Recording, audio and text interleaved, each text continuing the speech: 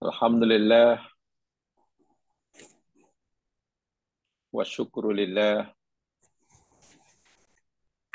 wa la hawla wa la quwwata illa billah.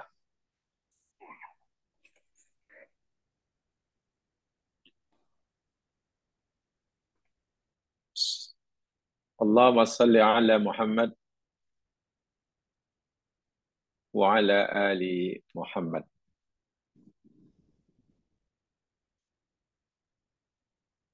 Kama sallaita ala Ibrahim wa ala ali Ibrahim wa barik ala Muhammad wa ala ali Muhammad. Kama barakta ala Ibrahim wa ala ali Ibrahim fil alamin innaka Hamidum Majid.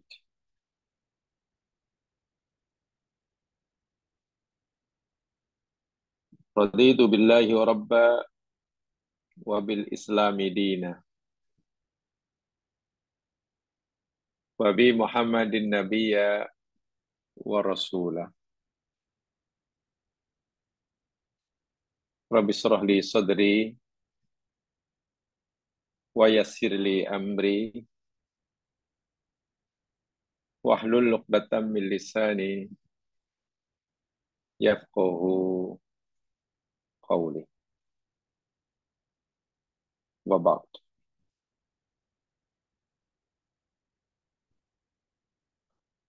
Jemaah muslimin, muslimat, para pendengar yang dirahmati Allah sekalian.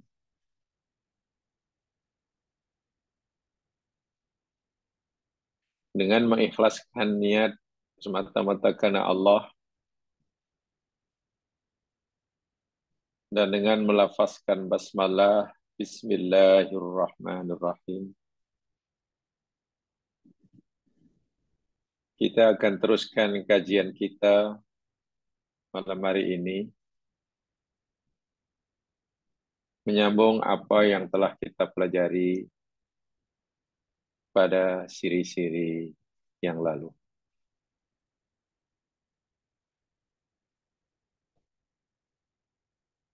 Kita masih bicara tentang kepastian adanya siksa kubur berdasarkan ayat-ayat Al-Quran.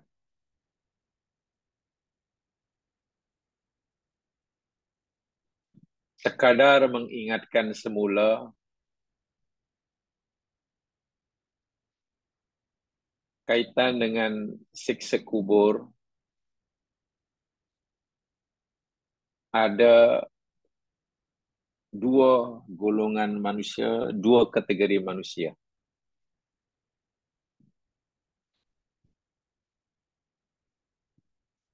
Golongan yang pertama, mereka yang menafikan adanya siksa kubur.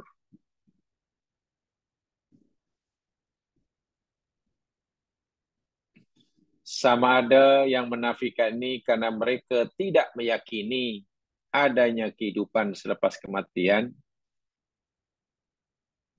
itu jelas kufurnya.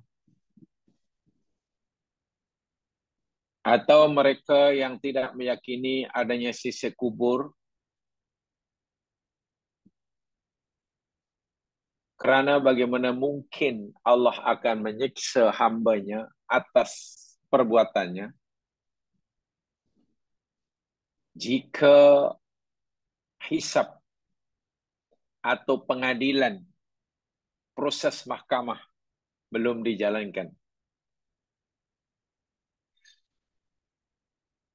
Sebagaimana dimaklumi bahwa proses pengadilan mahkamah hisab ini berlaku di akhirat nanti. Alam kubur, alam yang terjadi sebelum hari kiamat. Bagaimana mungkin orang disiksa atas perbuatannya sedangkan proses mahkamah hisab belum dilakukan. Ini golongan yang tidak meyakini siksa kubur. Walaupun ia percaya adanya alam barzah, adanya hari kiamat, tapi mereka menafi adanya siksa kubur. Yang pertama tadi, orang yang menafikan ada siksa kubur, karena memang mereka tidak percaya adanya alam kubur. Macam mana percaya siksa kubur? Alam kubur pun tak dipercayai.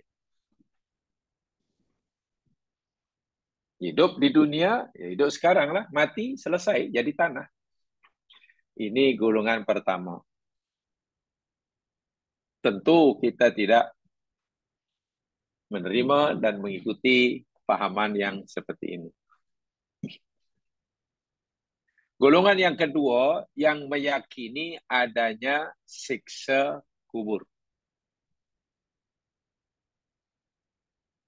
Hanya saja, golongan yang meyakini ada siksa kubur ini terbagi menjadi dua. Pertama, yakin siksa kubur itu ada, tetapi hanya dialami oleh jiwa atau roh sahaja. Tidak ada siksaan jasmaniah. Yang ada hanya siksaan rohaniah. Alasannya, bila orang dah masuk alam barzah, yang tinggal hanya jiwa dan rohnya sahaja, sementara tubuh badannya telah hancur, telah terurai menjadi bahan penyusunnya. Karena ia berasal daripada tanah, daripada tanah. Jadi jika di kubur itu, alam kubur itu ada siksa dan ada nikmat, yang merasai sama ada nikmat atau siksa hanya rohaniah. Jiwanya, bukan jasadnya. Sementara yang kedua, yang meyakini ada siksa kubur, meyakini siksa kubur itu berlaku dan dialami oleh jasad, oleh jiwa dan roh, serta jasadnya sekali. Jadi bukan hanya jiwa yang tersiksa, tapi jasadnya pun tersiksa. Bagaimana jasad tersiksa? Bukankah telah menjadi tanah? Telah kita sampaikan pendapat yang diberikan oleh Imam Ibn Taymiyah. Jika sekarang ini kita hidup di dunia sekarang ini, dan di sini, jasad kita, tubuh badan kita, fizikal kita, lidah kita boleh merasa sedapnya makanan, mata boleh merasa senang melihat sesuatu, telinga boleh. Maka jasad kita di sini dan sekarang itu berada di alam syahadah. Sementara jiwa dan ruh kita berada di alam gaib sekarang ini. Sekarang ini roh dan jiwa kita itu termasuk berada di alam gaib. Sementara tubuh badan fizikal kita berada di alam syahadah. Nanti, kata Imam Ibn Taymiyah, bila seseorang itu dah mati, masuk alam barzah, alam kubur, jiwa dan rohnya itu berada di alam syahadah bagi mereka, sementara tubuh badannya berada di alam gaib. Jadi terbalik.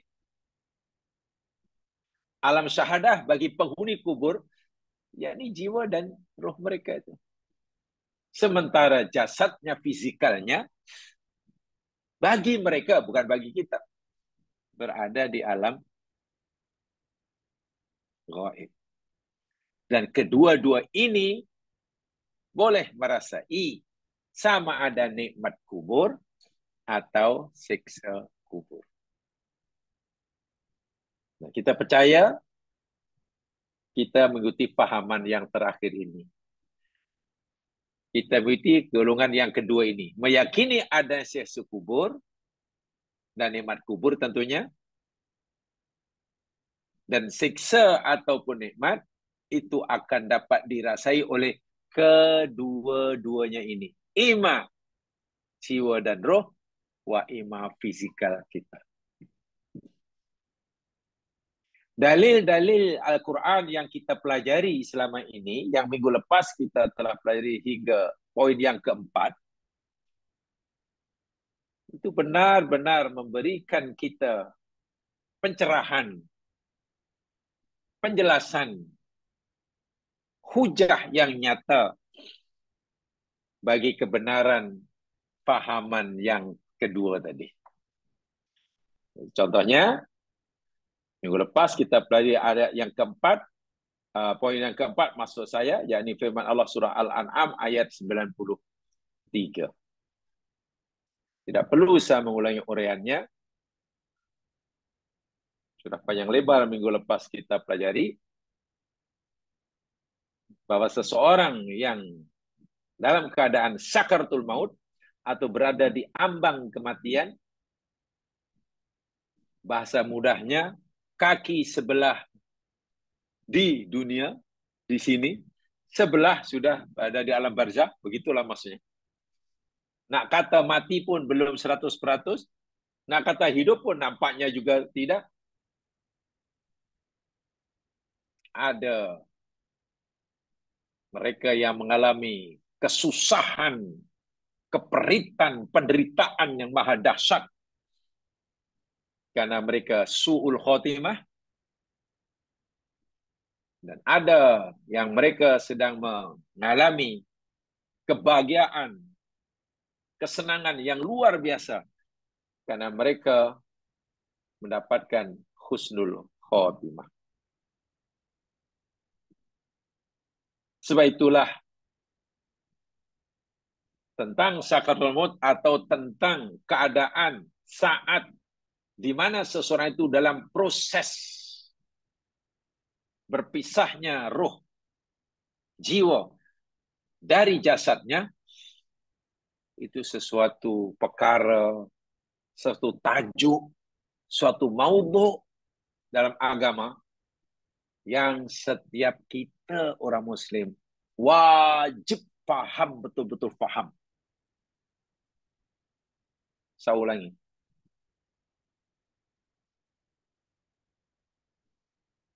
Tajuk perkara yang diberitahukan oleh agama tentang saat dan ketikanya seseorang itu berada dalam proses berpisahnya jiwa dan roh dari tubuh badannya. Dalam bahasa ringkasnya sakaratul maut lah. Itu tajuk, itu perkara yang setiap Muslim wajib paham betul. Itu perkara yang sangat penting, yang pasti akan dilalui setiap kita. Pasti. Sementara pilihan hanya ada dua. Allahu Akbar.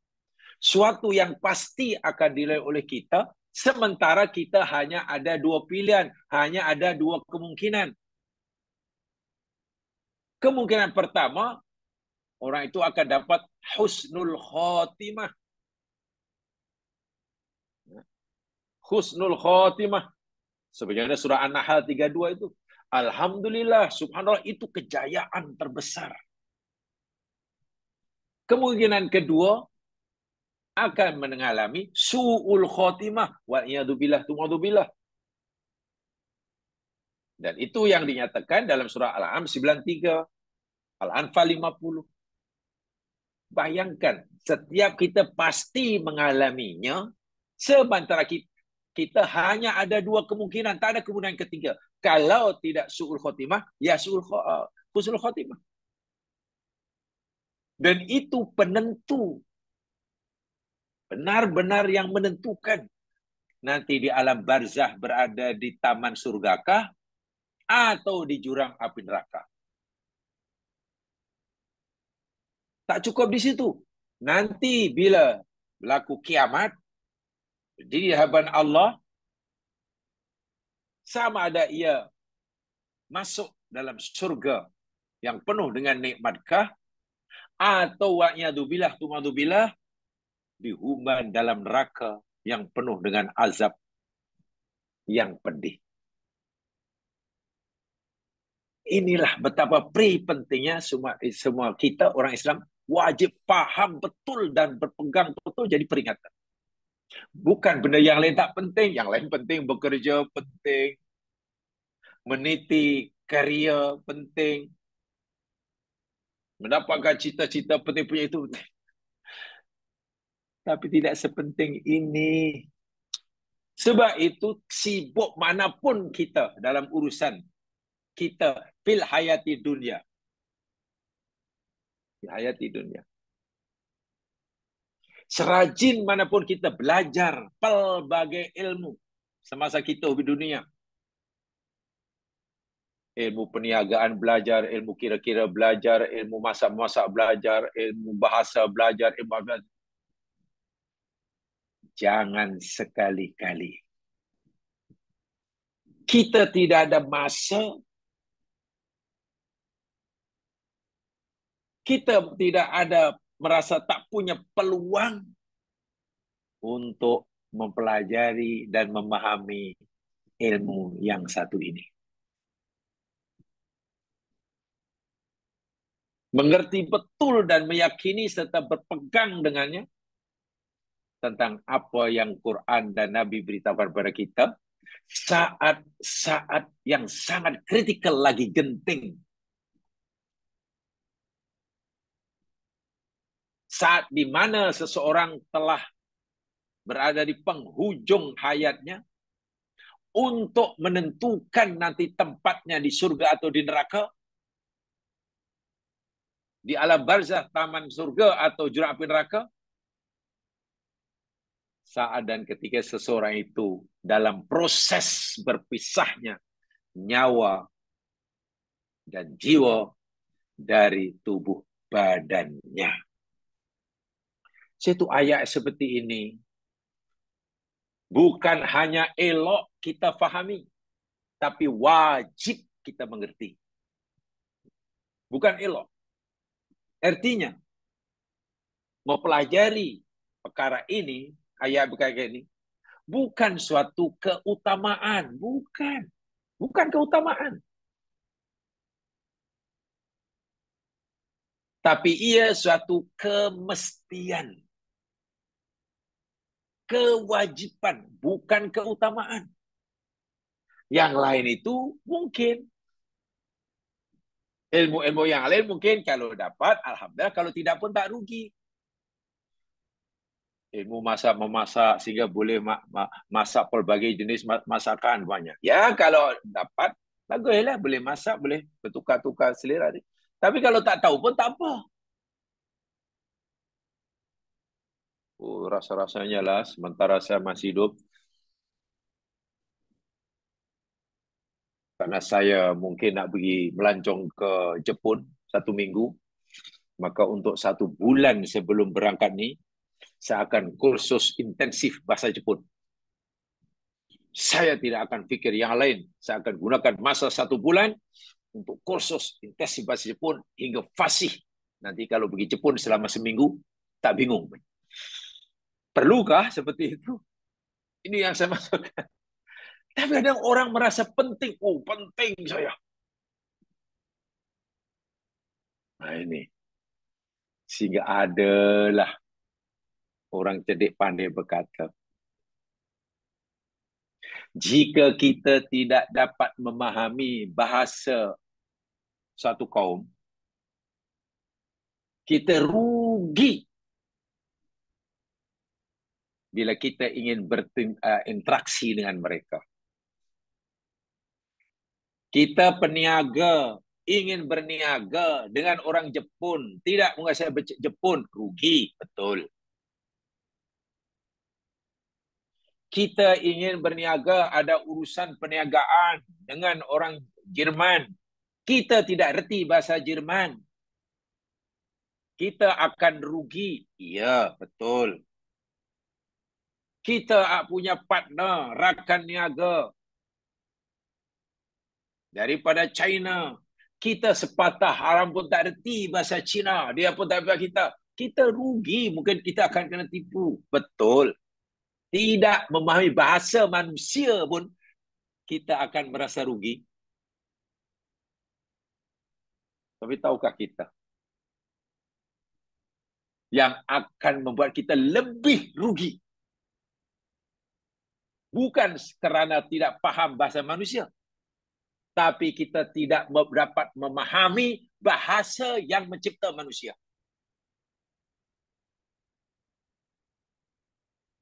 Kalau tidak dapat memahami bahasa manusia pun kita akan merasa rugi. Bagaimana kita tidak merasa rugi jika tidak dapat memahami bahasa yang mencipta manusia? Yang mencipta manusia itu Allah. Dan Allah berkata-kata kepada kita dengan bahasa Al-Quran, di bahasa Arab ni. Saya ulangi, kalau tak erti bahasa Jepun pun kita merasa rugi. Takkan seorang Islam tidak merasa rugi jika tidak erti apa yang dimaksudkan oleh Allah dengan firman-Nya ni ya. Allahu Akbar. Inilah satu bentuk kesedaran yang perlu kita tanamkan sungguh-sungguh. Baca buku yang sangat penting ini tak faham, kita rugi. Baca buku ini yang kita tak erti, kita rugi. Apa buku itu berkaitan dengan, oh ini masalah bagus ini. Ini berkaitan dengan karier saya ni. Malangnya saya baca tak faham. Wih, kita sanggup tanya ke sana kemari je Mas. Tapi kadang-kadang masih ada di antara umat Islam langsung tidak merasa rugi sikit pun, walaupun tidak memahami apa yang Allah firmankan. Walha suatu saat pasti akan jumpa Allah. Ya.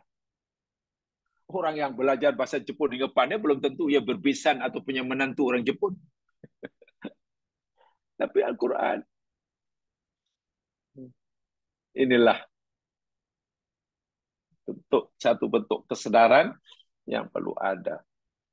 Jadi saya ulangi, setiap kita pasti akan mengalami saat-saat sakaratul maut.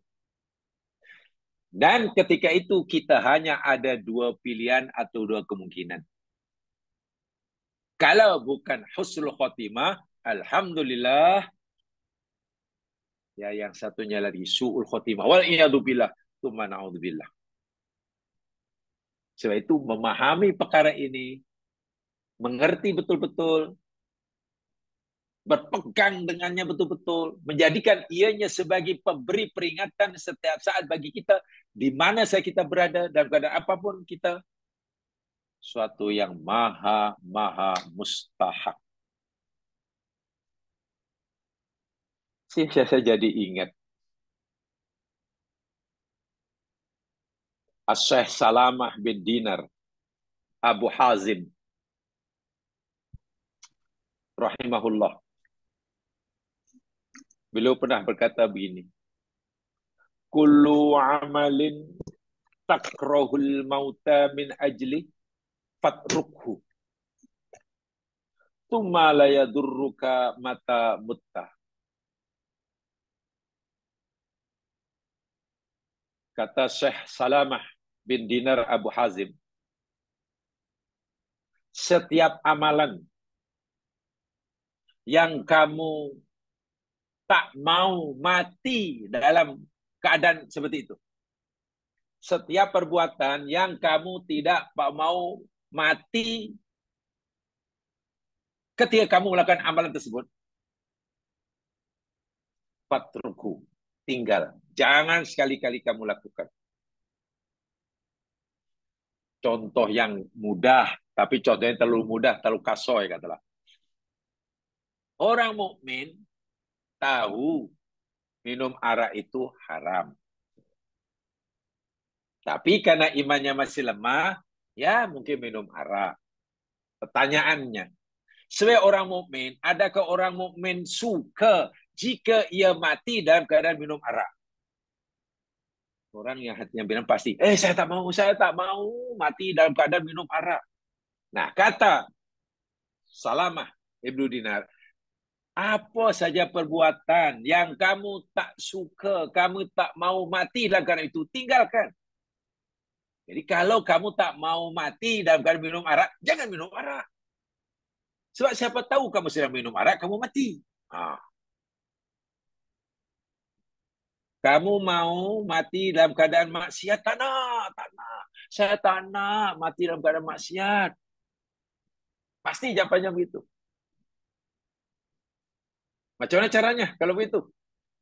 Maka tinggalkan apapun bentuk maksiat. Karena kita tidak tahu bila mati itu menjemput kita. Ya, kalau mati itu menjemput kita, ajal itu tiba ketika kita dalam keadaan yang baik. Bagaimana kalau mati, ajal itu menjemput kita ketika kita sedang melakukan maksiat? Patruku, tinggal. Saya tak maulah mati dalam keadaan buat macam-macam lah. Itu nasihat orang alim. Kemudian beliau kata, unzur ladhi. Itu tak ada dalam nota ya, saya tambahkan. Unzur ladhi tuhibbu ayyakuna ma'aka fil akhirah. Faqaddimhu al-yawm. Lihat dan perhatikan oleh kamu. Apa saja amalan yang kamu suka, ia akan menemanimu di akhirat nanti, segera lakukan sekarang. Apa saja amalan yang kamu suka, amalan itu akan menjadi teman setia kamu di akhirat, cepat lakukan sekarang. Jangan tangguh-tangguh. Apa ya amalan yang boleh menemani kita? Amal soleh. Oh, Masya Allah, nanti di akhirat orang itu akan ditemani oleh amalnya, amal baiknya itu amal. Jadi kalau kita suka terhadap amalan yang kita yakini amal itu akan menemani kita, membela kita di akhirat, qaddimhul yaum. Kata Salmah bin Dinar, segera lakukan sekarang juga. Jangan tangguh-tangguh. Oh, rupanya saya terbaca hadis Nabi, kalau kita baca Al-Quran begini-begini, Allah akan bagi begini-begini. Ya, kalau begitu kita suka amal ini nanti jadi teman kita di akhirat. Ya, baca Quran. Begitulah. Jangan, nanti ajalah, tunggulah. Bukan lama lagi, 4 bulan lagi kita akan tadarus. Oi, lama. Katakan baca Quran pun tunggu jemputan tadarus. Oh, saya inginlah amalan kita, saya sentiasa dalam keadaan fisabilillah, di jalan Allah. Sebab kalau orang saya di jalan Allah, Allah ridha. Allah ridha. Ya, lakukan sekarang. Pastikan kita sentiasa berada fisabilillah. Jangan tangguh-tangguh. Apa contoh kita sentiasa berada di jalan Allah? Sabillah. Tolabul ilmi. Baginda bersabda, siapa yang keluar mencari ilmu, ia di jalan Allah, fisabilillah hatta yaji, sehingga ia kembali. Artinya selama orang itu berada di majlis ilmu atau dalam perjalanan ke majlis ilmu, hingga balik sampai ke rumah, status orang itu Nabi kata fisabilillah.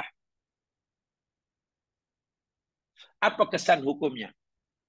Jika sekiranya ajal menjemputnya, ketika ia berada di majlis ilmu atau dalam perjalanan ke majlis ilmu, sehingga balik ke rumah, matinya mati syahid. Syahid akhirat yang dahulu telah kita pelajari tajuknya itulah ada benda itu. Nah, macam itu segerakan. Jangan nantilah. Tak boleh. Wanzuril ladzi takrahu ayyakuna ma'aka sama fatruku. Dan apa saja amalan perbuatan yang kamu tak suka, perbuatan ini nanti akan menemani kamu di akhirat, akan menjadi bebanan kamu di akhirat, tinggal sekarang. Nampaknya perbuatan ini kalau aku buat akan jadi bebanan di akhirat. Aku tak nak berat yang aku bawa nanti. Tinggalkan sekarang. Jangan, tak apalah, kita buat aja lah. Nanti rasa-rasa dah tak cukup masa untuk hidup, taubatlah. Wah, itu langkah yang salah ya, langkah yang salah. Ini jamaah sekalian, tambahan daripada apa yang kita pelajari minggu lepas. Sekarang mari kita lihat poin kelima. Lihat dalam nota poin yang kelima. Ayat Allah Subhanahu wa taala yang menjadi dasar, menjadi alasan kepastian adanya siksa kubur dan seterusnya dan seterusnya.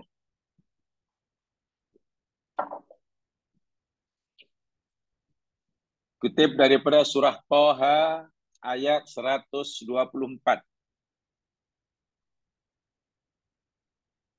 A'udzu billahi minasy syaithanir rajim. Wa man a'rada 'an dzikri fa inna lahu ma'isyatan dhanka wa nahsyuruhu yaumal qiyamati a'ma. Thaha 124. Bermaksud, waman dan siapa sahaja a'radha, ia telah memalingkan dirinya an dzikri, dari peringatanku. Siapa saja yang berpaling diri dari peringatanku, kata Allah. Maksudnya Allah peringatkan, dia tak mau. Ataupun peringatan-peringatan Allah mereka abaikan. Sama ada orang yang sentiasa lupa akan Allah, ataupun lupa dan melupakan peringatan Allah. Sehingga perjalanan hidupnya semasa hidup di dunia ini tanpa peraturan yang mengawalnya. Ia akan menjalani kehidupan di dunia semaunya. Karena dia tidak mau terikat dengan peraturan manapun, undang-undang manapun. Dia akan buat bila ia suka, dia tak akan buat bila dia tak suka. Jangankan peraturan manusia, peraturan Allah pun tidak diambil kira. Ini maksudnya. Sekarang hidup ini kita tidak bebas, ada peraturan.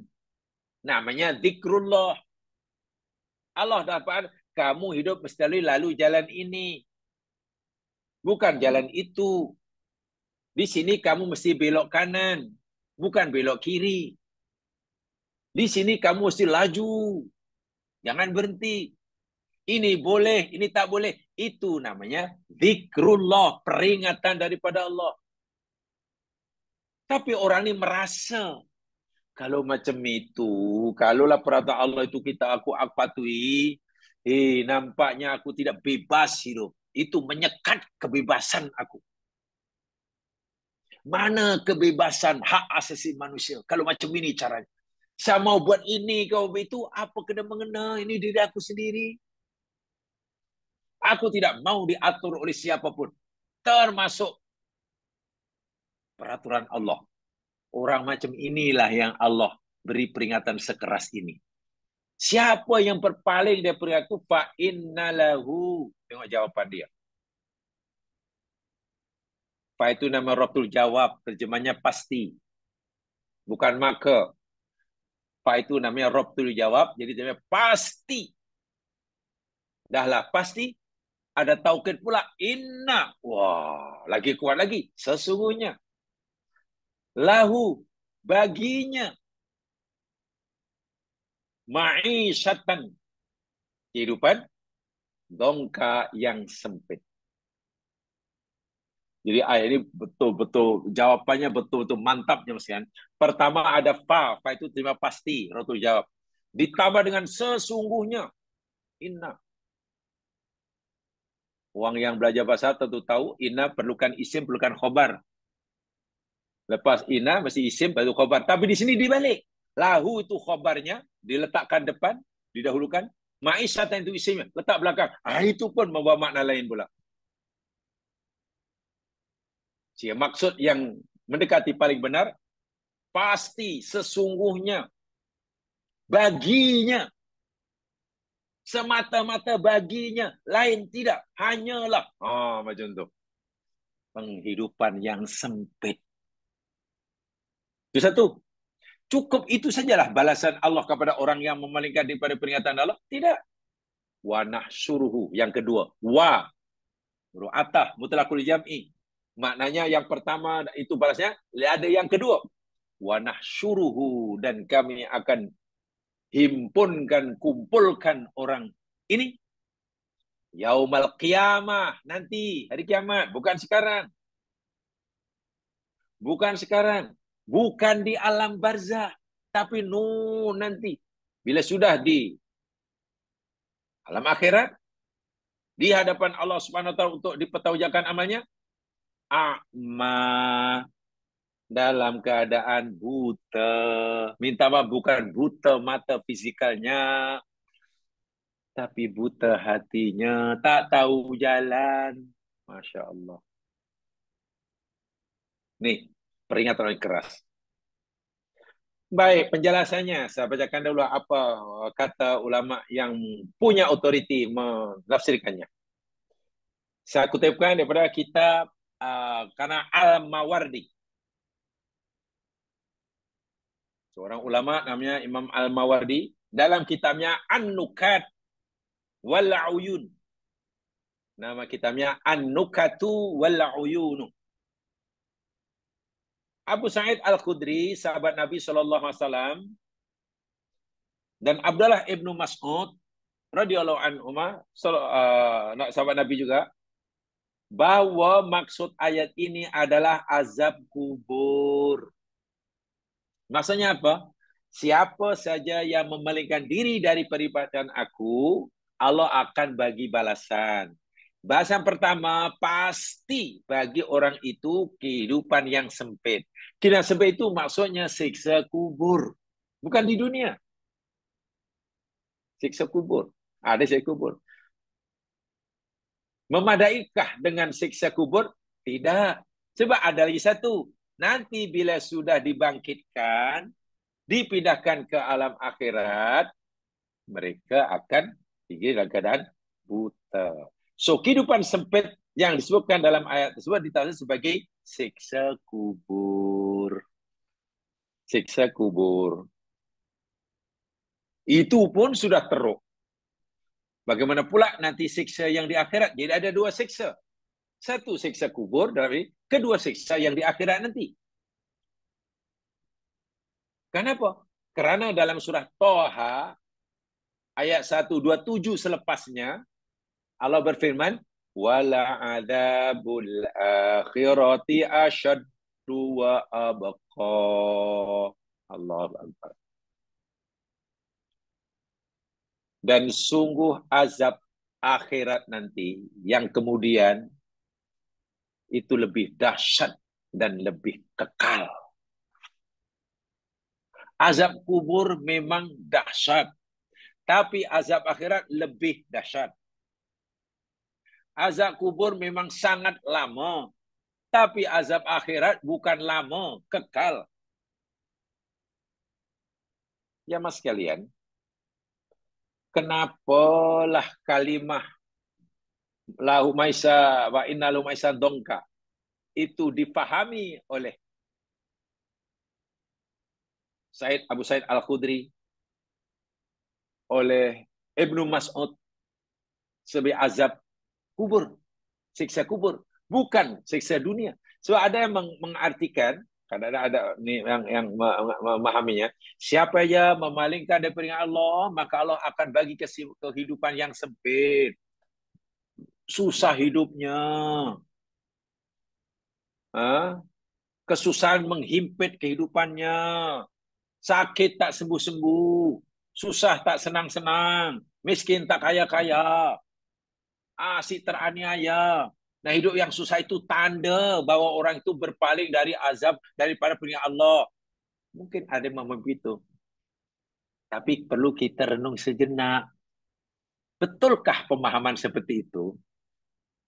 Jamaah sekalian, Kalaulah kita pahami seperti itu, realiti dia kan tidak seperti itu. Orang yang memalingkan diri pada peringatan Allah, katalah Allah akan bagi kehidupan yang susah di dunia, katalah. Tapi realitinya, ramai orang berpaling daripada peringatan Allah, bahkan tak percaya akan peringatan Allah, hidupnya senang. Sehat berpanjangan, tak pernah sakit. Bukan sekadar sehat, dia sendiri ada hospital pribadi. Ada private hospital. Dia punya hospital, bayangkan. Semua doktor hingga nas bekerja dengan dia. Bukan hanya punya hospital dengan semua pekerjanya, doktor pakainya. Dia ada kilang obat.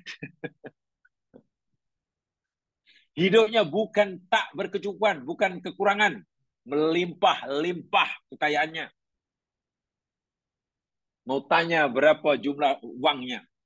Mau tanya berapa koleksi keretanya. Mewah, boleh pergi ke mana. Senang lenang. Tapi kok orang kata, siapa yang berpaling-paling itu hidupnya susah. Tapi kenapa tak usah? Sementara ramai orang mukmin. Tengok. Orang beriman. Solatnya tak tinggal. Hidupnya susah. Bahkan minta maaf sekarang. Bagi rumah kita. Saudara-saudara kita, Muslim. Di Gaza khasnya. Tengok, terbunuh. Disekat bahan makanannya. Bahan apinya.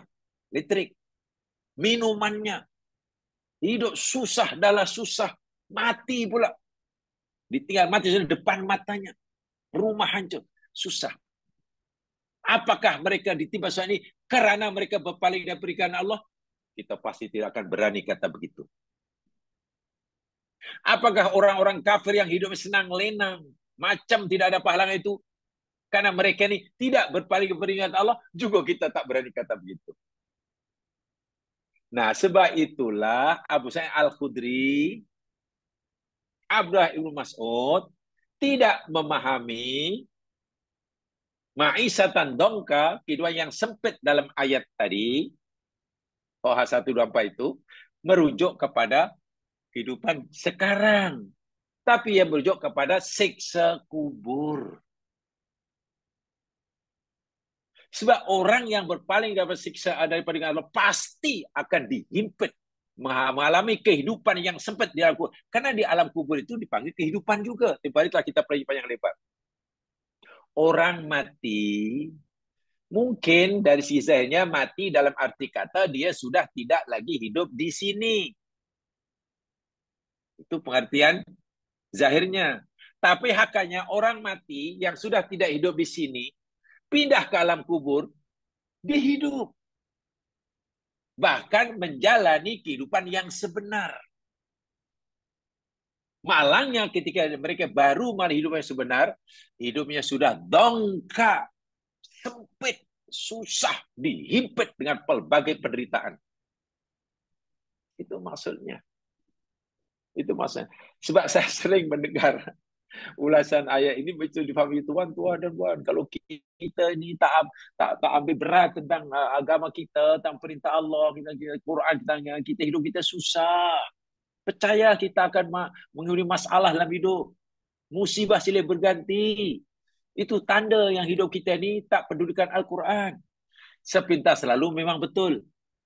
Tapi kalau kita renung lebih jauh, lalu kata kita tanyalah pada orang itu, Tuan, nak tanya sikit lah. Kalau begitu, kenapa ya orang-orang kafir hidupnya senang? Hidup senang, sementara orang mukmin pula susah. Adakah ini karena mereka tidak berpaling? Mereka buat dia, ya orang kafir itu senang, itu namanya istidrat. Biasanya jawabannya begitu kan. Mereka senang, walaupun mereka mendapat Allah, itu namanya istidrat. Tapi mereka tak dapat maisatan dongka. Mereka tidak mengalami kehidupan yang sempit, bahwa lapang, segalanya ada. Mungkin yang menyampaikan, nah itu menurut kamu tak rasa hati mereka. Kamu yang melihat mereka ini rasa bahagia, tapi dia yang punya dia belum tentu bahagia. Sebetulnya kita pasti takkan ada hujungnya kalau jawaban kita seperti itu. Kenapa tidak menerima pendapat yang bukan oleh sahabat Nabi? Maksud Maisah Tegar itu yakni siksa kubur. Orang yang mengabaikan peringatan Allah pasti tersiksa mengalami kehidupan yang sempit di alam kubur. Mafhumnya, yang menerima peringatan Allah, ya hidupnya senang. Begitulah maksudnya. Hidupnya nanti jadi senang. Sebab ini, Maisha Doka itu yang hakiki, bukan yang biasa-biasa. Oke lah, kalau orang kafir senang di dunia, itu istizrat, itu betul. Tapi kalau orang mukmin yang patuh tapi hidupnya susah, itu apa namanya? Kita jawab, itu ujian, mah. Itu ujian.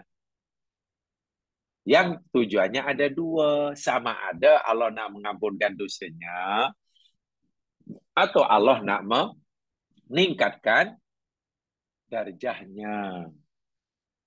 Itu betul.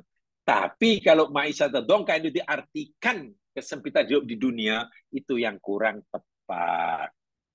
Paham ya? Sebab ayat ini ada kaitannya, kemudian kami giring di akhirat nanti, buta, hari kiamat buta. Lepas itu dalam Toha 127, sungguh azab akhirat, mana azab selepasnya, itu lebih dahsyat. Hal ini berarti, ya, saya baca ayat berikutnya, ini berarti kesempitan hidup pasti terjadi sebelum berlakunya azab akhirat. Tengoknya dalam nota. Saya bacakan penjelasannya. Hal ini berarti kesempitan hidup yang Allah masukkan dalam Toha 124 itu pasti terjadi sebelum berlakunya azab akhirat. Sebab ayat 127 Allah kata, dan sungguh azab akhirat lebih kuat. Maknanya, Maisodongka yakni siksa yang berlaku sebelum azab akhirat. Justru kesempitan hidup sebelum akhirat itu boleh ditafsirkan sama dengan kesempatan hidup di dunia maupun kesempitan atau azab kubur di alam barzah. Ya, sampai situ kita boleh terima. Boleh jadi ia bermaksud kesempitan hidup di dunia ini, dan boleh jadi kesempitan hidup di alam barzah karena ia berlaku sebelum azab akhirat. Akan tetapi, baca penjelasannya, ini sudah saya terjemahkan ya. Akan tetapi, dari keduanya itu, kedua faham itu, manakah yang lebih tepat? Pemahaman terhadap Maisha Doka itu mana yang lebih tepat? Adakah Maisha Doka itu merujuk pada kehidupan sekarang, di sini, atau merujuk kepada kehidupan keadaan di alam barzah? Sebab kedua-duanya mungkin boleh diterima. Tapi mana yang lebih tepat? Begini, jika ditafsirkan kesempatan itu berlaku sewaktu semasa kehidupan mereka di sini, al-hayatu dunia ini, maka sudah pasti setiap orang yang berpaling dari petunjuk Allah Subhanahu wa taala akan mendapatkan kehidupan yang sempit. Begitu kan? Saya ulangi, kalaulah kesempitan hidup yang Allah maksudkan dalam ayat 124 Toha tadi merujuk pada kehidupan sekarang di sini, kehidupan dunia ini, pasti setiap orang yang berpaling daripada petunjuk Allah akan mengalami kehidupan yang sempit. Betul kan? Sedangkan realiti dia yang berlaku menunjukkan orang-orang kafir ada yang lebih selesa, lebih mewah hidupnya berbanding orang beriman. Nah, tengok. Coba tu. Iya ya. Wah, mereka orang yang berpaling dari Allah, kenapa hidupnya lebih senang ya? Sedangkan Allah kata, siapa yang berpaling dari petunjukku, dia akan susah. Tapi realiti dia berkata pada kita, ramai orang-orang kafir yang tidak pedulikan peringatan Allah, hidupnya relatif lebih senang, lebih banyak senyum. Sementara orang Islam susah kau ke dana. Ya mengerikanlah memang berita-berita analisa yang kita terima Jamaah sama ada yang terkini semasa atau sudah lama tapi belum ada usaha untuk mengatasinya. Di dunia ini masih ramai orang miskin. Itu diakui oleh dunia. Oleh UN diakui. Dari segi kesihatan, WHO mengakui masih banyak orang yang tak sehat. Dari segi kesihatan hidup, makanan, minuman, tempat tinggal, FAO pun mengakui masih ramai yang belum cukup makan, belum cukup pakaian, apa di tempat tinggal, belum cukup sehat, masih ramai dunia ini. Tapi yang sedih dan menyedihkan kita, jemaah sekalian, sebagian besar, bukan ya mana sebagian besar lah, dari mereka yang dari segi makanan tak cukup, minum atau kalau ada minum pun air kotor, tempat tinggalnya memang tak disyaratkan, Masya Allah, hanya ya Allah, kemah buruk, tempat yang tak layak dihuni. Kesehatannya jangan tanyalah, semua sakit, budak-budak perutnya buncit-buncit. Minta maaf, hidung mereka dikerumuni lalat pun tak sanggup nak menghalaunya. Kebanyakan dia berlaku di negara-negara yang majoriti Muslim. Coba macam mana? Dengan lain perkataan, masih ramai di antara umat Islam yang membaca kalimat syahadah, yang meyakini Allah satu saja yang berhak disembah, yang meyakini Muhammad itu wajib diikuti, yang meyakini Quran itu panduan hidup, tapi hidupnya miskin, susah. Nak dapat bekalan air bersih pun tak mampu. Nak dapat makanan yang cukup berzat pun tak mampu. Nak tinggal di rumah yang layak dihuni pun tak. Hidupnya lebih banyak menderita. Penyakit yang pelik-pelik. Negara Afrika tu yang rasanya orang Islam. Saya tak kata yang kafir tak ada yang miskin, ada. Tapi jumlah orang-orang Muslim yang miskin di dunia sangat banyak. Sedangkan Quran kata, orang yang hidupnya sempit itu, Allah akan tiba pada orang yang menolak petunjuk Allah. Mereka ini tidak menolak. Kenapa susah? Dan kenapa yang menolak pula senang? Nah, tengok. Nah, disitulah kelemahan pendapat yang pertama tadi. Sebab itulah, tafsiran yang lebih tepat, maka tafsiran kehidupan yang sempit dengan fakt dan makna azab kubur di alam barzakh itu tafsiran yang paling tepat. Istibat ini disebut oleh Imam At-Tabari dalam tafsirnya. Di kalangan sahabat Abu Sa'id Al-Khudri yang berpendapat bahwa Ma'isyah dongkak itu merujuk pada siksa kubur, bukan kehidupan yang susah di dunia ini. Di kalangan sahabat Abu Sa'id Al-Khudri, Ibnu Mas'ud, di kalangan ulama-ulama tafsir, yakni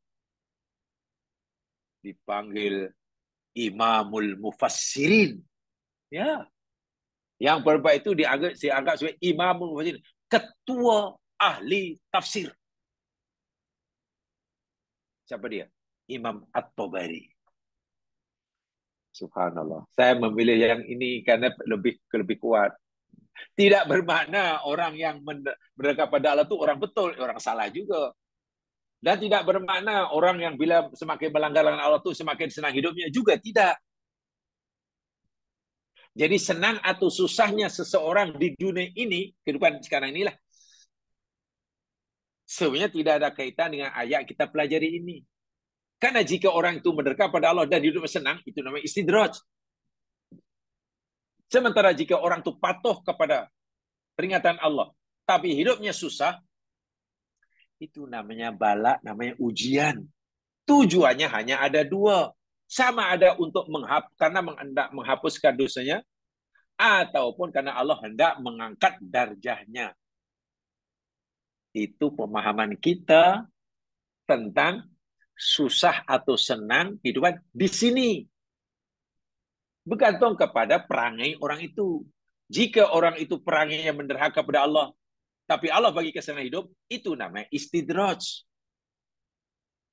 Jika orang itu hidupnya lurus ikut apa kata Allah, tapi Allah bagi hidupnya susah, itu namanya bala, ujian. Tujuannya hanya ada dua. Sama ada Allah nak menghapuskan dosanya sebelum mati, atau Allah nak mengangkat darjahnya ke darjah yang lebih tinggi. Nah, pendapat yang tepat,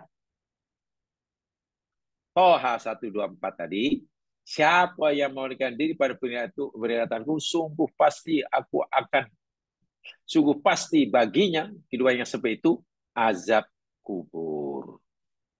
Dan ini bertepatan bersama dengan hadis Abu Hurairah radhiyallahu an, bahwa Rasulullah Shallallahu Alaihi Wasallam bersabda, apa maksud?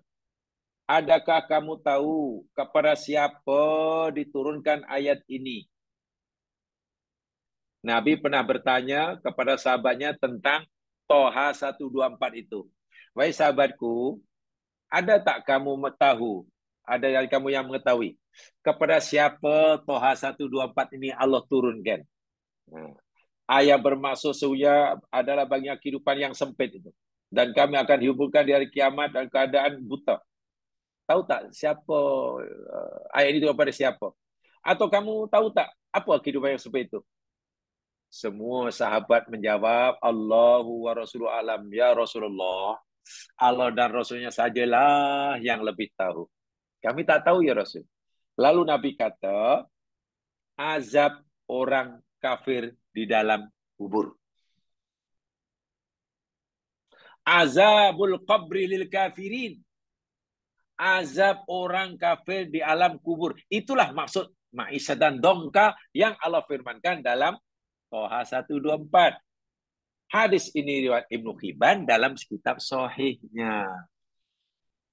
Jadi semakin yakin kita bahwa maksud Ma'isyah dan dongka bukan kehidupan di dunia sekarang ini, tapi adanya siksa kubur. Siksa kubur. Walaupun ada dua pendapat tadi.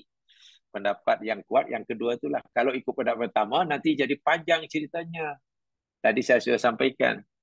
Kalau kita telah mengikuti pendapat pertama, oh masalah itu mana hidup di dunia lah. Pasti hidupnya susah kalau dia tidak ikut peringatan Allah.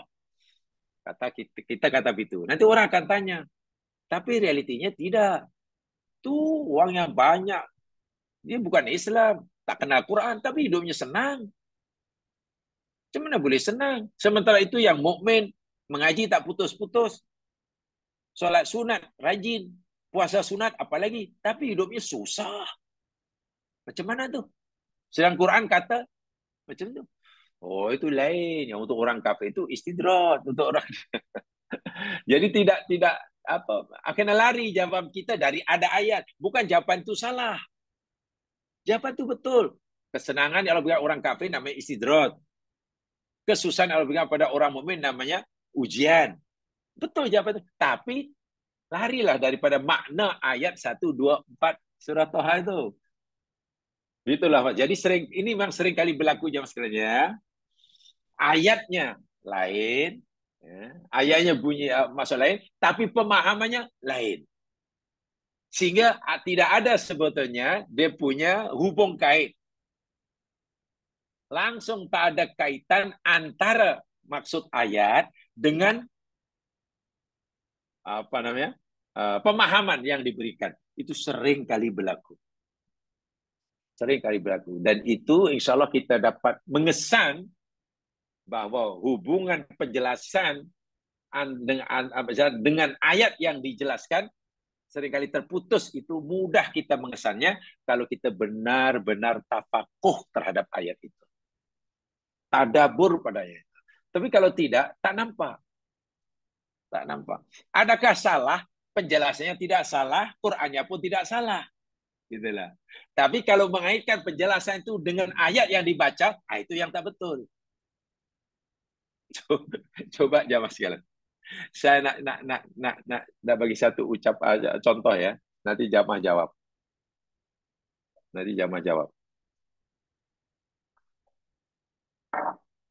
Tuan-tuan dan puan-puan sekalian. Kita sebagai orang Muslim, maka kita wajib menjaga perpaduan sesama Muslim. Jangan saling cerca-mencerca. Jangan saling caci-mencaci. Jangan saling dendam, jangan iri, jangan hasad. Seorang muslim kita mesti bersatu padu, tuan-tuan. Kerana Allah Subhanahu wa taala berfirman, Alhaakumut takatsur hatta zurtumul maqabir. Coba kalau saya kata begitu, jamaah agak-agak rasa ada yang aneh atau biasa saja? Tolong dijawab. Kalau jamaah jawab, kalau saya cakap itu, menurut jamaah ada biasa saja atau ada yang aneh atau betul semuanya atau ada rasa yang tak kena? Menurut jamaah. Sila.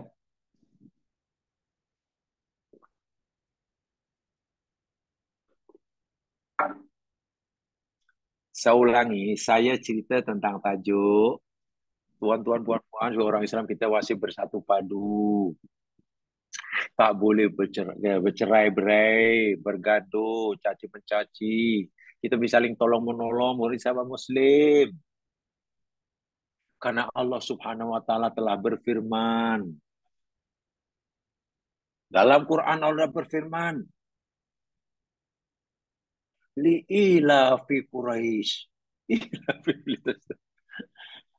Coba kan aneh penjelasan saya itu. Quran yang saya baca betul. Li'ila fi Quraisy, ila fi betul. Alam taro kaifa fa'ala rabbuka bi ashabil fil. Betul yang baca. Tapi apa kena mengena apa hubung kait dengan apa yang saya sampaikan tadi? Tajuk saya sampaikan di tentang perpaduan. Larangan caci mencaci sama muslim. Tiba-tiba saya mengambil ayat Quran sebagai dalilnya. Ayat itu berbunyi, alam taro kaifa fa'ala rabbuka bas. Disinilah seringkali dalam berpaham agama kita tak merasa, tak perasan kadang-kadang. Oh, ulasannya betul lah. Kita tidak boleh bercerai-berai. Kita wajib tolong menolong. Dalilnya pun Al-Quran. Betul lah. Betul. Keduanya betul. Tapi alaqoh. Mengaitkan cerita tentang perintah tentang bersatu padu. Mengaitkan perkara larangan bercerai-berai dalam Muslim. Berdalilkan ayat Quran yang berbunyi alam taro kaifa malarugabus. Ya salah betul lah. Salahnya di situ lah. Sehingga tidak ada sambung, tidak menyambung sama sekali. Kalau itu kita perasan lah terlalu jauh kan. Iyalah tadi cerita perpaduan, ayatnya alam memang ya itu perasan itu. Itu perasan. Tapi sering kali yang mungkin perbezaannya tidak terlalu ketara bagi yang betul tak tafakuh dalam belajar, ya pasti merasa itu betul tuh, ada ayatnya. Salahnya tuh jadi itulah. Tidak ada kaitan antara penjelasan tajuk ini dengan ayat yang dijadikan. Jadi terputus. Terputus. Dan itu maknanya kurang cermat dalam istimbat. Dalam istimbat. Ya contoh dalam ayat yang kita pelajari ini. Tidak sedikit, memang ramai yang memahami surat Toha 124 itu, siapa yang berpaling dari firman Allah akan mengadakan kehidupan yang sempit di sini. Niaga rugi, huru hara lah, itulah hidupnya tak tentram lah, ketakutan lah. Ada yang memahami itu. Lalu dibacakan ayat ini. Tapi kalau kita gali, kita tahu betul rupanya tak betul itu. Bukan tak betul uraiannya, bukan tak betul ayatnya. Kesilapannya ya ini letaknya pada mengaitkan atau uraian tadi disampaikan berdasarkan dalil ayat ini. Nah, itu yang menjadikan ini sebagai dalilnya. So, maksud ayat ini bukan Maisa Dongka, bukan kehidupan sempit di dunia, tapi di alam kubur. Itu kata sahabat dan juga pendapat Imamul Mufassirin, Imam At-Tabari. Berdasarkan hadis sahih riwayat Ibnu Hibban. Masya Allah. Daripada Abi Hurairah. Tuh, paham ya di situ ya. Jadi ini kan adanya siksa kubur yang ianya pasti. Poin yang keenam.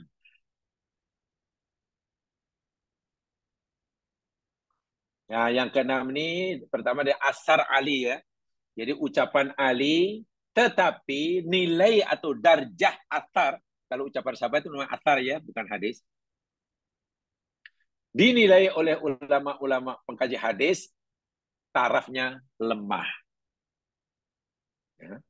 Poin yang keenam ini berdasarkan asar yang disampaikan oleh Imam Ali bin Abi Thalib, tetapi darjah pengriwayatannya dhaif. Jadi saya sampaikan dahulu statusnya ya, dan itu musahah. Kalau dhaif katakan dhaif, jangan hantam kromo sehingga seakan dhaif pun sahih, tak boleh. Kita tidak boleh menyampaikan hadis yang dhaif apalagi palsu tanpa memberitahu kedaifannya dan kepalsuannya. Itu tidak boleh. Itu sudah peraturan. Sehingga itu orang awam dia pikir hadis dhaif pun itu dianggap sebagai sabda Nabi yang qat'i.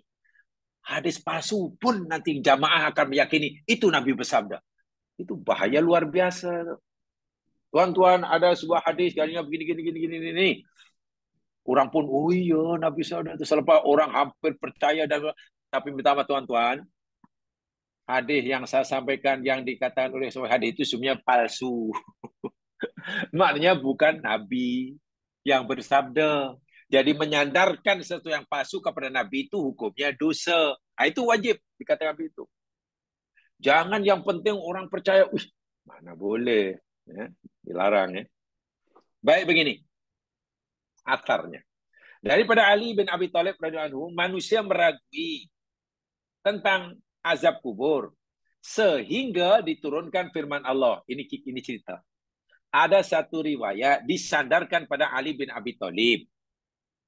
Diberitakan Ali pernah berkata, pada masa itu ramai orang meragui adanya siksa kubur. Tak percaya. Ditanya apa percaya? Tak percaya. Apa percaya? Tak ada. Tak ada. Siksa kubur tak ada. Kemudian Allah Subhanahu wa taala turunkan surah Alhaakumut Takatsur hatta zurtumul maqabir kalla sawfa ta'lamun thumma kalla sawfa ta'lamun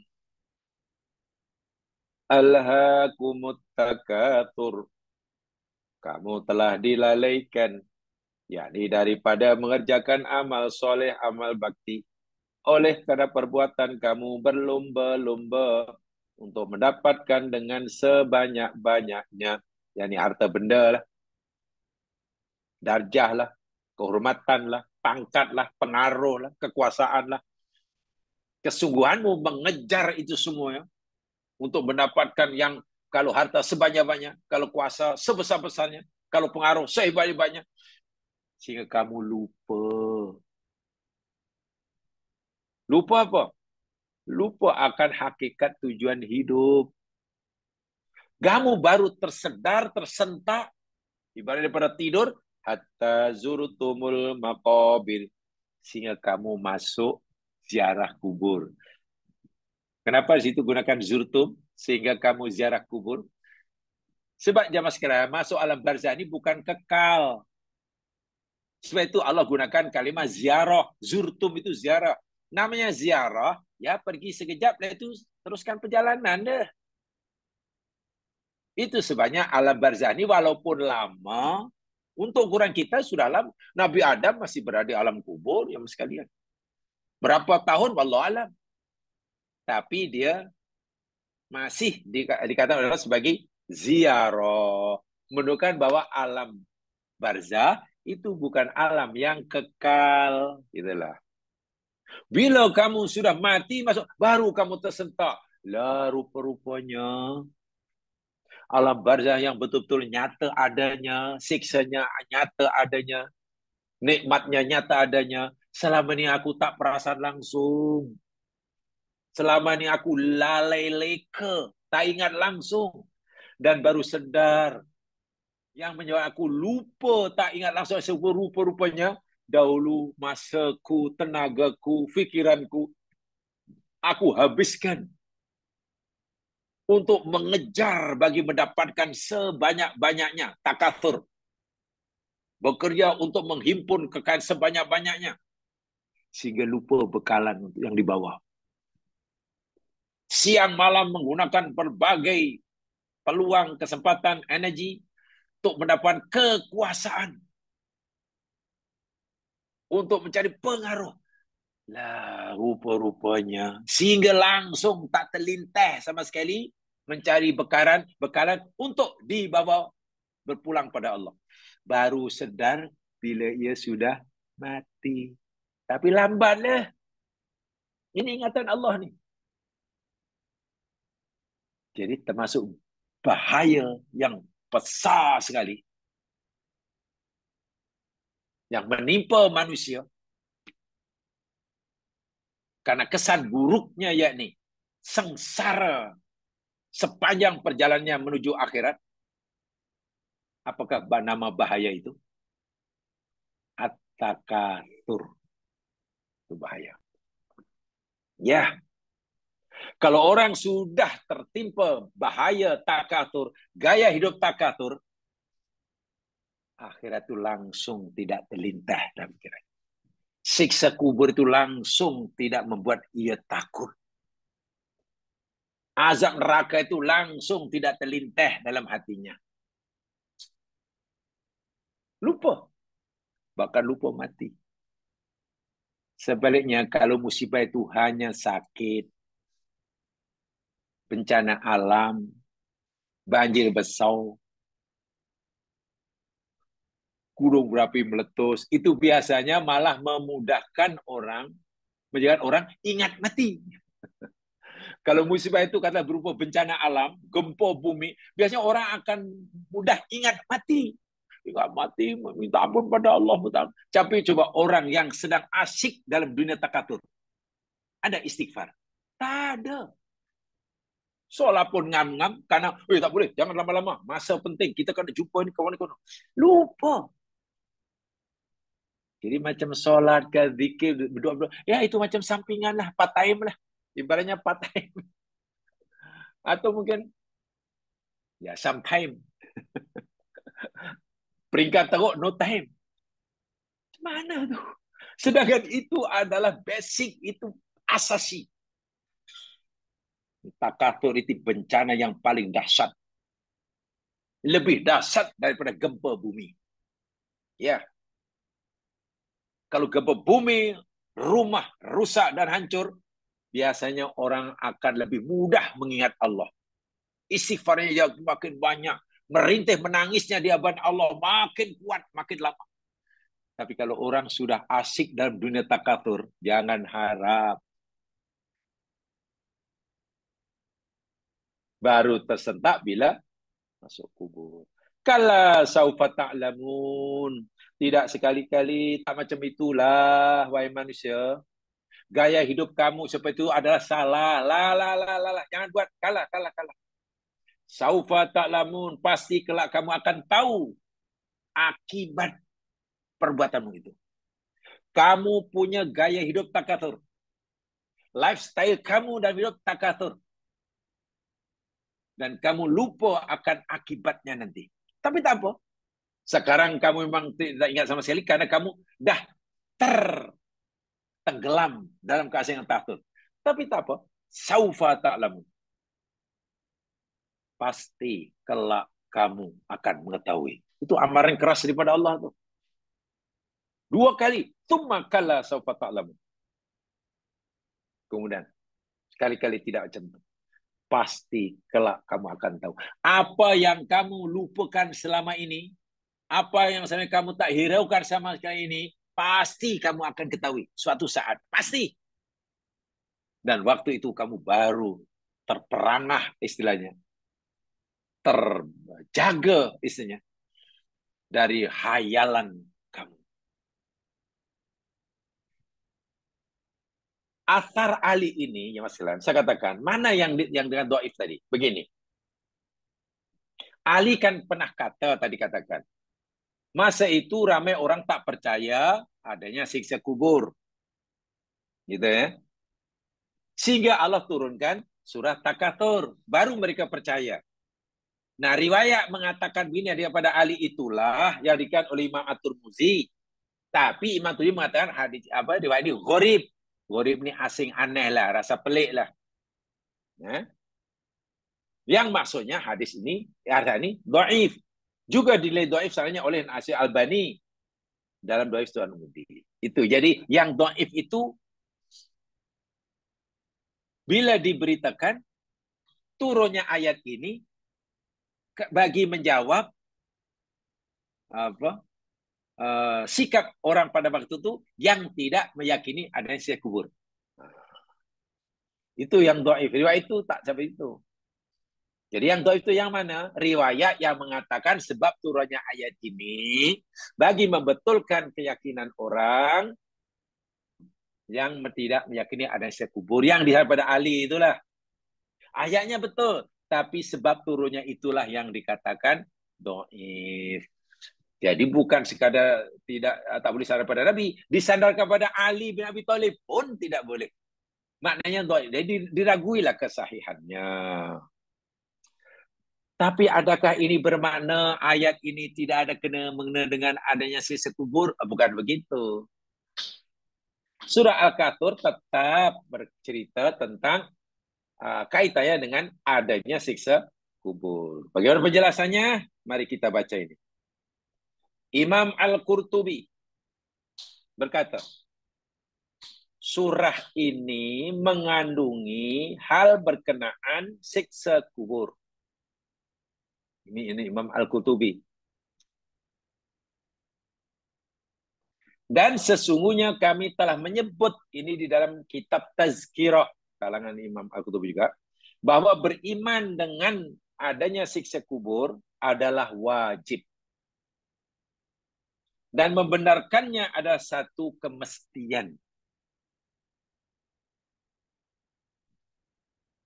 Imam Qurtubi kata, ayat ini benar-benar ada hubung kait dengan adanya siksa kubur. Dan meyakininya suatu kewajiban. Itulah maksudnya. Adapun sebab turunnya ayat ini yang dikatakan Ali pernah kata, itu dhaif. Paham ya?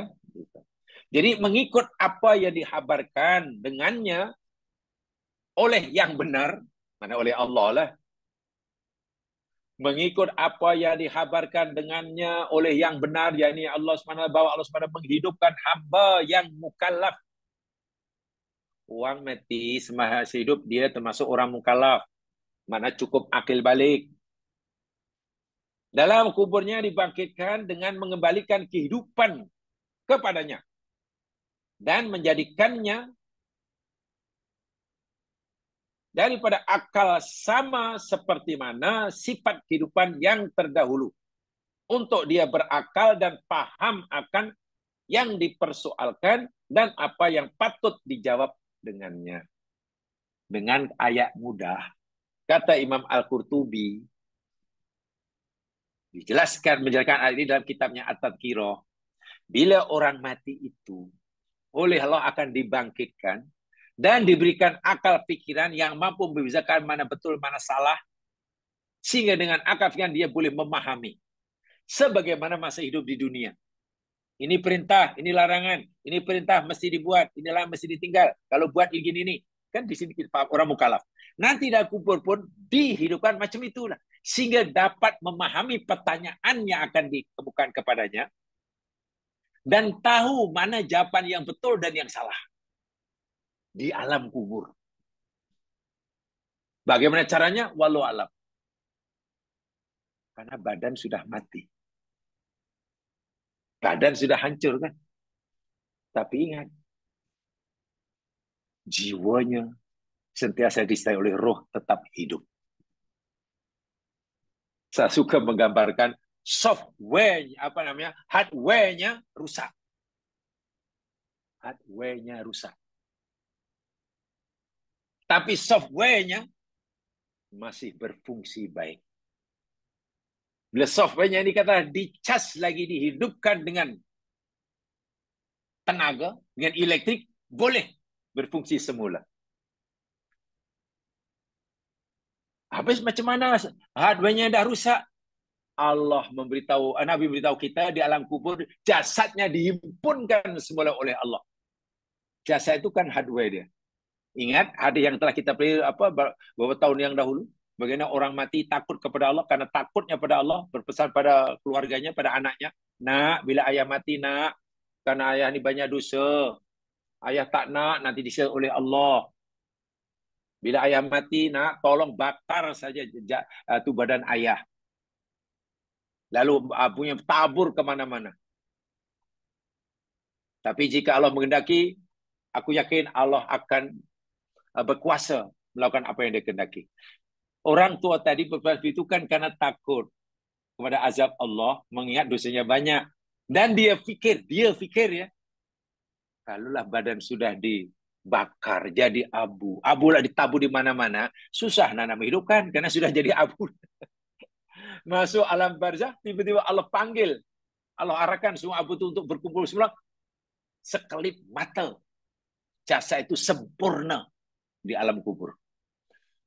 Allah tanya kan pada orang, itu dalam hadis sahih yang kita telah pelajari ya, dulu jangan lupa itu. Allah tanya, wahai hambaku, apa yang mendorong kamu, yang kamu buat macam ni? Kenapa kamu besar bahasa padamu macam ni? Apa jawab anak orang tadi? Khosyatan minka ya Rabb, aku terlalu takut kepadamu ya Allah, karena selalu takut. Dan aku fikir bila badanku sudah hancur pun jadi abu, aku tak akan hidup semula. Tapi rupanya Engkau Maha Kuasa ya Allah, aku takut.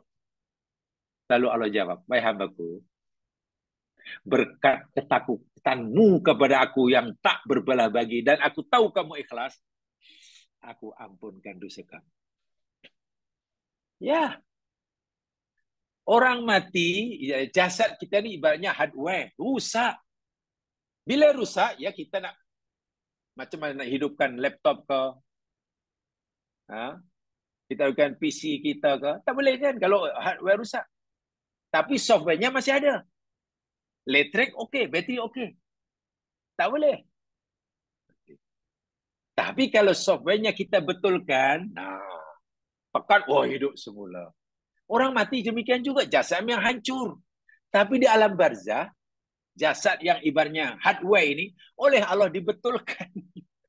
Sehingga softwarenya, jiwa dan rohnya masuk semula, hidup sedia kala. Dan dapat memahami pertanyaan-pertanyaan yang akan dikemukakan oleh utusan Allah, Munkar Nakir. Dan dia faham betul mana jawapan yang betul, mana yang salah. Dan kesedaran seperti ini baru dapat diperoleh seseorang ketika ia berada di alam barzah. Lebih-lebih lagi bagi mereka yang semasa hidupnya tenggelam, asik tenggelam, meleburkan dirinya dalam dunia takatur. Wa'iyatubillah. Tumanautubillah. Itu yang dimasukkan. Itu yang dimasukkan. Jadi, hidup semula dan dapat memahami. Dia akan paham apa yang ditangkan padanya daripada Allah dan apa yang disediakan baginya di alam kubur, sama ada kemuliaan atau kehinaan. Inilah mazhab Ahlussunnah wal Jamaah. Masa di alam kubur baru faham, ya rupanya betul lah. Dulu perintah Allah itu sepatutnya aku buat. Dulu larangan Allah itu yang supaya aku tinggalkan. Dulu sepatutnya aku semasa bekerja ikut ini, peraturan ini. Dulu semasa aku ingin kuasa, sepatutnya aku tak boleh buat itu. Baru faham. Tapi too late. Saufa ta'lamun. Sayang sekali sudah terlambat. Ya apalagi penyesalan yang tak sudah. Siksa yang akan diperolehinya. Wah, sebenarnya dia boleh memahaminya, boleh menyadarinya, bahawa perintah Allah itu mesti dibuat, lalu mesti dengan masa di dunia. Tapi kenapa dia tak faham? Kenapa tak buat? Karena ia asyik tenggelam dalam dunia takatur. Sebab itu tadi saya nyatakan, musibah terbesar, termasuk yang terbesar menimpa manusia, takatur. Gaya hidup. Takatur ini gaya hidup ya. Salah satu bentuk apa lifestyle. Takatur. Daripada kalimat kathirun. Kathirun itu kan banyak. Jadi takatur maknanya berlomba-lomba mencari dan mendapatkan yang terbanyak. Kalau harta menjadi orang paling kaya, kalau kuasa yang paling kuasa, kalau paling pengaruh. Tapi dengan menghalalkan segala cara. Dan setelah dapat, ia berbangga dengan apa yang diperoleh. At-tabahi bikathratin ni'am dalam bahasa Arabnya. Membanggakan banyaknya nikmat yang Allah berikan padanya yang ia cari dengan cara tak betul.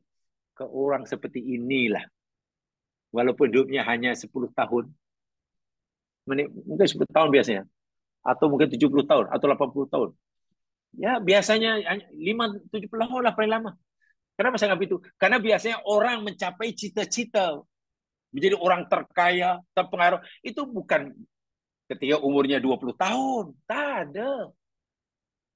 20 tahun baru start. Cari. Dan biasanya ia merasa berjaya mendapatkan hasil yang dicari selama 10 tahun ini. Ketika mungkin umurnya sudah 65, sudah 70. Sehingga masa untuk menikmati yang mereka anggap sebagai kejayaan itu hanya mungkin kalau berjaya pas umur 50 tahun, sedang umurnya 67, kan hanya 2 tahun. Jika umurnya 75, sedangkan dia merasa paling telah mencapai apa yang dia selama ini, kan 5 tahun. Itu pun kalau sempat menikmati kejayaan. Sedangkan berpenat-penat mencarinya selama 50 tahun. Lebih malang lagi, ada yang berpenat-penat selama 50 tahun, merasa belum tercapai cita-citanya, mungkin setahun lagi akan berjaya mendapatkan apa ini kan, sudah mati. Itu memang inilah yang Allah ingatkan al-haqqu takatsur itu. Dan kita hafal, semua kita yakin pasti hafal. Al-haqqu takatsur. Tak ada yang tak hafal. Ini sebenarnya ayat yang sangat menggerunkan ya Mas Ilan. Sangat menggerunkan kalau kita hayati ayat demi Allah macam itu sih. Sebab yang memberitahu kepada kita ni Allah yang mencipta kita. Allah yang mengetahui hati kita, Allah yang mencipta alam dunia, Allah mencipta alam kubur. Ya. Jadi bukan ucapan pakar motivasi. Kalau ia ucapan saran pakar motivasi, kita boleh nafikan lah. Boleh kita tak percaya. Faham ya? Subhanallah. Rupanya hampir setiap ayat dalam Al-Quran itu adalah peringatan yang sangat keras bagi kita. Ibarat minta maaf, kalau ayat peringatan sebagai pukulan, itu pukulan hantaman yang sangat kuat. Yang sepatutnya kita sedar karena kena pukul. Gitulah. Tapi kalau kita dipukul sekeras itu, dan kita tak merasa, ya minta maaf. Mungkin bukan pukulan itu yang tak cukup kuat, ya barangkali minta maaf, hati kita yang cukup membatu. Dan itu bahaya sekali. Kita mohon pada Allah, agar Allah berikan kita kelembutan hati. Kelembutan hati, kepahaman, memudahkan. Sebab Quran sudah memberikan penolakan kuat. Memang dia mentam kuat. Tapi kita tak merasa coba. Itu bukan karena kurang kuat pukulan Al-Quran. Mungkin kita yang kena pukul ni terlalu keras. Jadi tak apa namanya, tak macam tak rasa lah. Dan itu maknanya bila tentu kita mohon pada Allah agar Allah hindarkan kita dari sifat seperti itu. Ya mas sekalian, itu saya sampaikan. Kurang lebihnya mohon dimaafkan. Mari kita dengan baca surah dan surah Wal Asr. Subhanakallahumma wa bihamdika.